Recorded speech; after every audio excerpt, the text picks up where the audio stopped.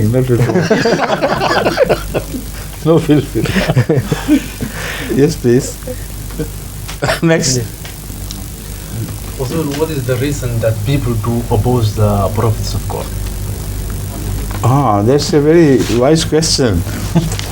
And on this I have already taken up a lot of space in my new book, which is being revised and revised and revised.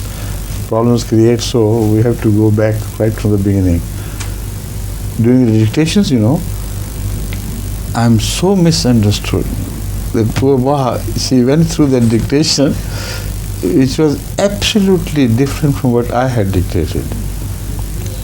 And the words were not properly understood. So words appeared which I said, how on earth could I have used these words? With the result that the entire meaning was lost and scattered, and particularly the areas where I said you put this in that area and that in that area, they were not, it's my fault, I couldn't explain myself properly.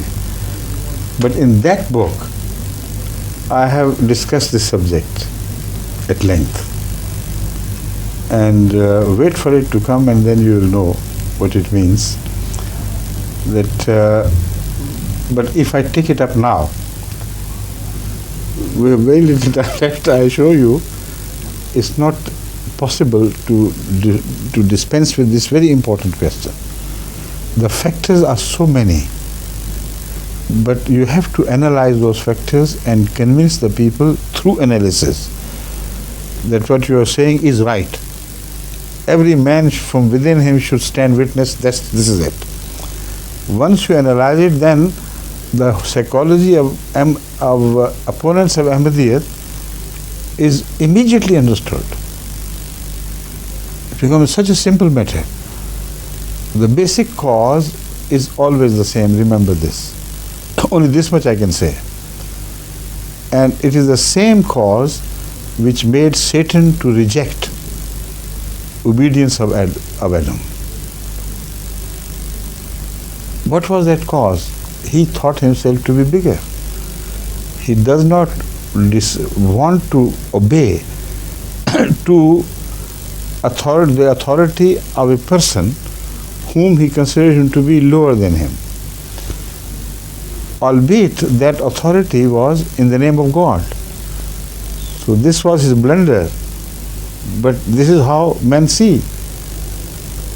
Great ulama of the world, great people, great powerful politicians and others and learned scholars, when a voice from a humble person comes to them, I am from God.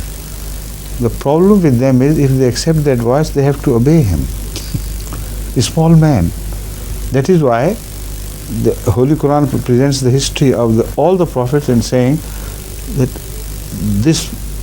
we read this prophet and that prophet, and they said, Basharun minna, he is one of us, and we don't see any fazl of him over us. Why should we obey him? And wahidan, alone this man.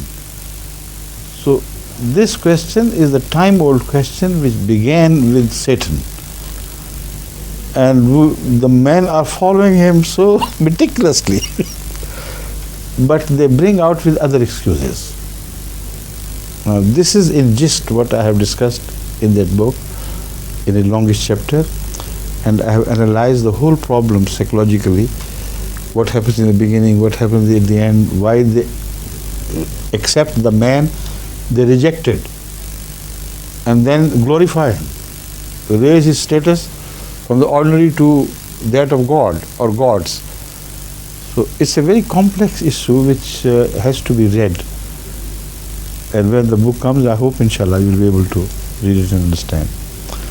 But this practice gave me a beautiful message. I realized once that I am dictating here to knowledgeable, educated people things, and I tell them place it here and place it there, and despite the fact that it is in writing, despite the fact that it is put into computers, they make such blunders. How on earth the Holy Quran